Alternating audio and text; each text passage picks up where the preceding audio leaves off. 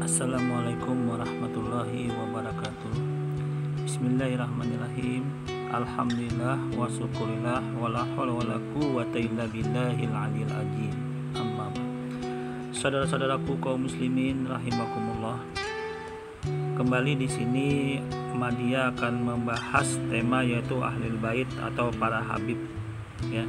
Karena di beberapa medsos saya lihat di akun-akun orang-orang kafir, orang-orang munafik, orang-orang sekuler itu sangat banyak sekali yang saya lihat dia membuli, menghasut, memfitnah keturunan Nabi Muhammad SAW. Padahal di dalam Al-Quran, di dalam Al-Hadis itu sudah sangat jelas hadis dan ayatnya, kita disuruh untuk menghormati, memuliakan keturunan Nabi Muhammad SAW tersebut. Apalagi keturunan Nabi Muhammad tersebut berjuang untuk membela kebenaran, yang terlontar dari mulut-mulutnya itu menyuruh orang untuk berbuat baik. Malah orang yang berbuat baik seperti Habib itu dimusuhin, kan aneh gitu.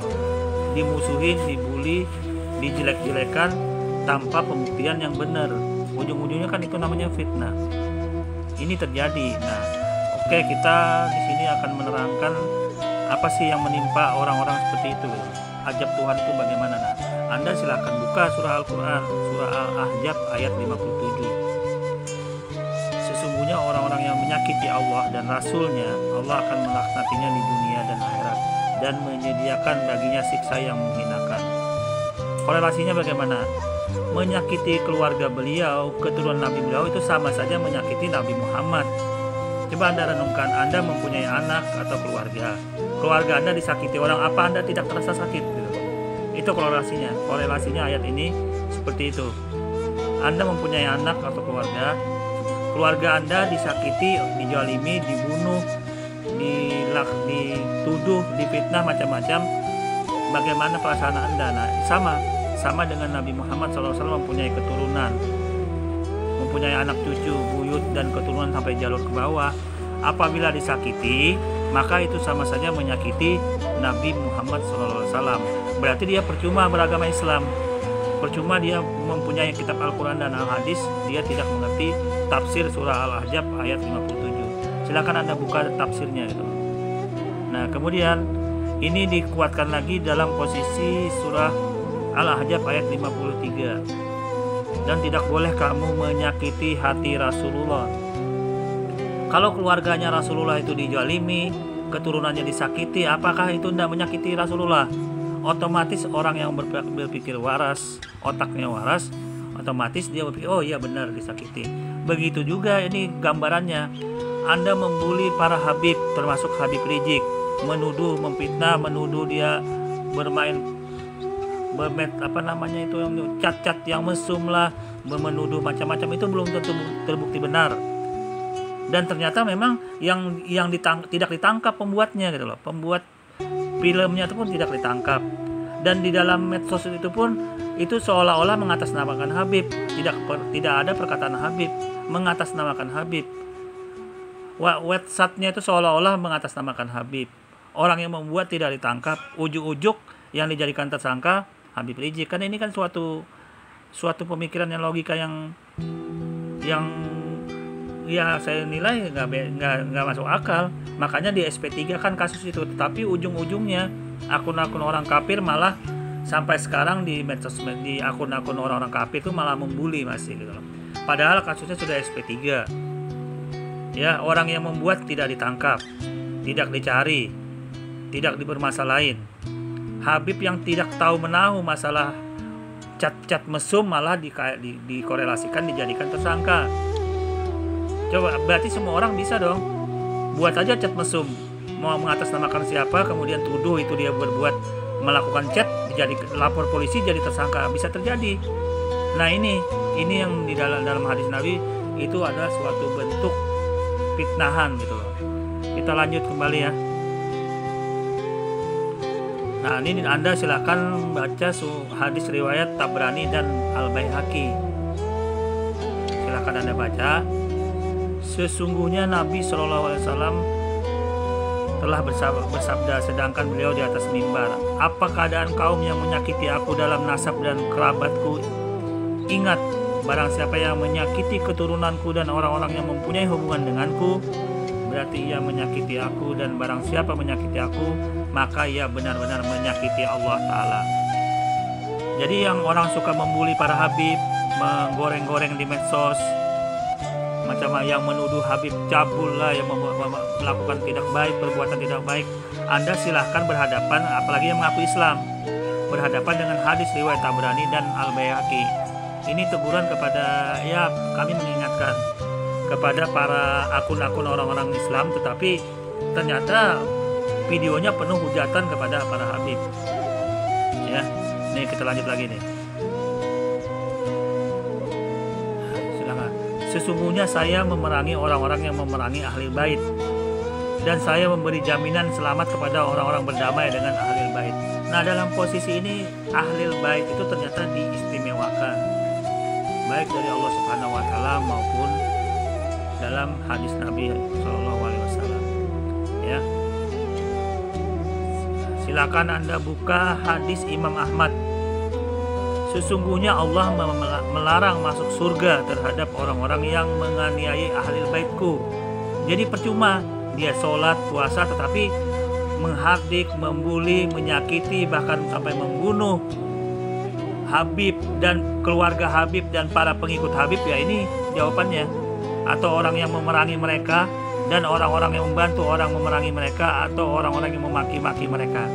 Ini sudah termuat. Jadi orang-orang yang suka membuli di medsos, itu dosanya itu seperti dosa berlipat ganda, karena dia nggak terasa itu komen-komen membuli Habib Rizik dan Habib-Habib yang lain, itu nggak terasa dia dosa MLM namanya, itu dosa turun terus, bukan pendapatan aja, income, passive income saja, tetapi dosa passive income pun bisa terjadi. Anda berkomen seolah-olah sepele itu membuli Habib, nah tetapi dosanya itu terus hadir. Kemudian kita lanjut dulu ya. Nah ini hukuman, ini dengarin orang-orang yang membuli Habib Rizik ya. Sesungguhnya Nabi SAW bersabda, andai kata seorang laki-laki berdiri di atas Hajar Aswad dan makam Ibrahim, melakukan sholat dan puasa, kemudian meninggal dunia, sedangkan ia membenci ahlil bait Muhammad SAW, maka ia masuk neraka.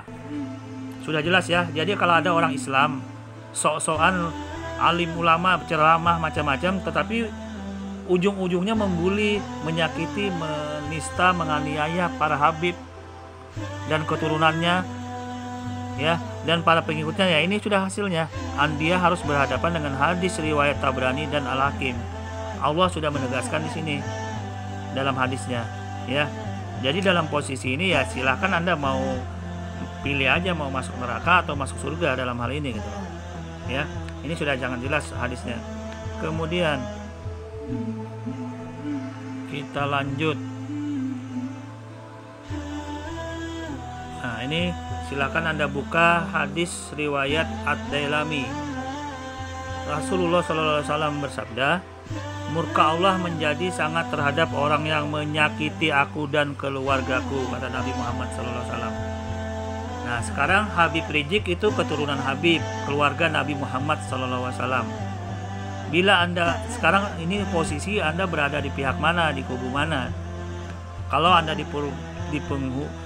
kubu penghujat, pencaci, pembuli, seperti ada beberapa akun orang Islam tetapi akun sekuler, itu akun munafik yang selalu menghujat, mencaci maki Habib dan keturunannya, ya silahkan tentang aja nih hadis gitu loh. Bisa Anda tentang hadis Nabi ini, hadis riwayat Ad-Dailami, ya. Jadi dalam posisi ini sangat jelas ya, orang-orang yang menyakiti Habib, menyakiti para habaib, ya silahkan aja dia menanggung risikonya gitu loh, sebelum dimaafkan oleh para Habib tersebut gitu loh. Karena ini dosa urusan ke manusia. Kalau dosa urusan ke Tuhan sangat mudah beristighfar, minta maaf sangat mudah. Tapi kalau ini dosa berurusan ke manusia, Allah akan mengampuni kalau Anda minta maaf kepada Habib yang telah Anda zalimi, yang pernah Anda sakiti. Apalagi Anda beragama Islam gitu loh. membuli, berkomentar negatif terhadap para Habib, termasuk Habib Rizik, ya silakan, tidak apa-apa.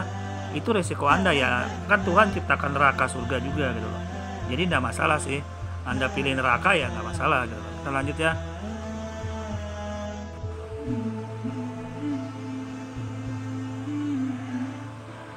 Nah, di sini jadi dalam posisi ini menyakiti ahlil bait, keturunan kandung Nabi Muhammad SAW itu sama saja menyakiti Rasulullah SAW. Ya, Anda nggak usah jauh-jauh dari dalam diri Anda saja. Anda lihat ya, Anda mempunyai keluarga Anda disakiti orang, dijalimu orang, sampai dibunuh orang. Apakah Anda tidak sakit?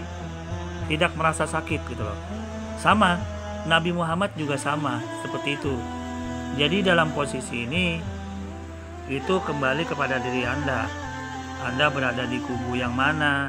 Di kubu penghujat, pembenci, penyakit, penjolim keturunan Nabi Muhammad, atau berada di golongan orang-orang yang beriman. Ya, di golongan orang-orang yang menghormati, melindungi, menjaga keluarga Nabi Muhammad dan keturunannya Shallallahu Alaihi Wasallam tersebut. Ya, ini saya tampilkannya beberapa ayat-ayat yang larangan kita untuk menyakiti keluarga beliau. Ya, saya tampilkan di sini biar Anda sendiri jelas gitu loh. Kalau Al-Quran dan Al-Hadis sendiri sudah mengatakan kita disuruh menghormati, bukan menyakiti, mengapa? Dan ternyata Habib itu pun tidak ada berkata-kata yang tidak baik, yang keluar dari mulutnya itu malah menyerukan kebaikan. Kalau Habib Rizik misalkan, mari kita perangi orang yang membuat tempat pelacuran, tempat minum-minuman keras di suatu daerah misalkan. Nah, Habib Rizik kan menyerukan itu seperti itu. Tiba-tiba Anda nggak setuju gitu loh, hal-hal yang begitu Anda nggak mau. Berarti hati Anda berada di golongan mana? Nah, silahkan Anda nilai sendiri gitu. Itu salah satu contoh. Jadi saya nilai kalau misalkan ada Habib yang berkata tidak baik, saya nilai yang mana gitu loh. Habib Rizik yang keluar dari mulutnya itu menyerukan kebaikan. Kalau Anda berada di pihak yang benar, disuruh kebaikan tentunya mendukung, bukan malah menghujat gitu loh. Kan ini aneh. Hidup memang di akhir zaman sebelum Imam Al-Mahdi datang, itu berbagai macam fitnahan itu bakal menimpa gitu. Jadi fitnahan, tuduhan itu bakal silih berganti gitu loh. Orang memikirkan kepentingan dunia, melupakan dia kepentingan akhiratnya. Lebih mementingkan keamanan, lebih mementingkan suatu ekonomi. Tetapi dia tidak memikirkan bahwa kehidupannya itu yang lebih utama adalah akhirat. Itu yang dia lupakan.